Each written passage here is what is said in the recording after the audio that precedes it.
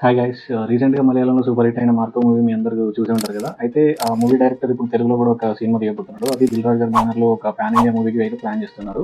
అయితే ఈ మూవీ గురించి మీకు కొన్ని ఇంట్రెస్టింగ్ ఫ్యాక్ట్స్ చెప్పాలి. ఈ మూవీ ఎంత సూపర్ హిట్ అయిందో మలయాళంలో అండ్ హిందీలో కూడా అంతే సూపర్ హిట్ అయింది. అండ్ హిట్ అవ్వడంతో పాటు అంతే కాంట్రవర్సీ కూడా గురైంది. సో దీంట్లో ఉన్న కాంట్రవర్సీ ఏంటి అనంటే, దీంట్లో ఈ మూవీలో ఉన్న ఎక్స్‌ట్రీమ్ వయలెన్స్. యాక్చువల్‌గా ఈ సినిమా సెన్సార్ బోర్డ్ ఏ సర్టిఫికేట్ ఇచ్చింది.